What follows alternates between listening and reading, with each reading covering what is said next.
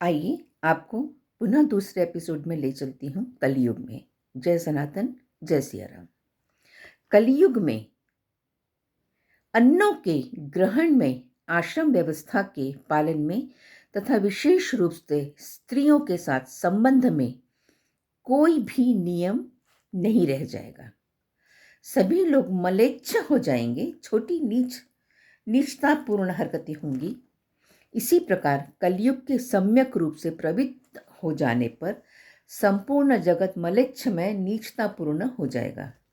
उस समय वृक्ष हाथ भर ऊंचे छोटे छोटे वृक्ष आ जाएंगे, जो आपने देखा होगा बोनसाई के रूप में हमारे यहाँ वृक्ष होने लगे हैं। तथा मनुष्य अंगूठे के लंबाई के बराबर हो जाएंगे, बहुत हाइटेड नहीं होंगे, बौने होंगे, हाइट कम होगी, 3, 4, 5, 6 से ज़्यादा कोई भी हाइटेड नहीं होगा, क्योंकि उस समय विष्णु यश नामक ब्राह्मण के यहाँ उनके पुत्र में भगवान कल्कि अवतरित होंगे।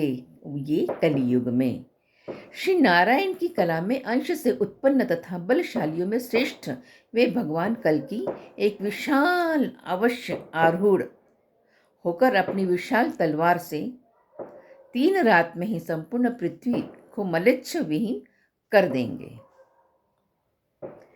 तब इसके बाद भयंकर कलयुग के समाप्त होने के बाद भी सतयुग के प्रवृत्त होने पर तप और सत्व से युक्त धर्म पूर्ण रूप से प्रकट होगा, परंतु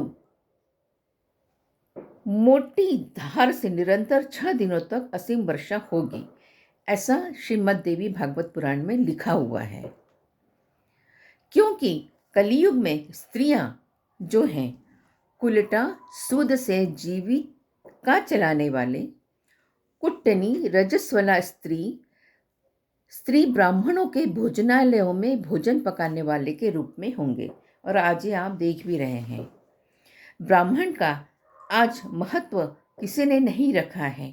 इसलिए अत्यंत दुर्भाग्य इस बात का है कि हमारे सनातन समाज में ब्राह्मणों को जब तक आपने सम्मान अगर नहीं दिया है, तो यह कलयुग का सबसे बड़ा पाप है। अतः ब्राह्मण का आप आशीर्वाद लें, अभिशाप ना लें, उन्हें कम से कम दुखी ना करें।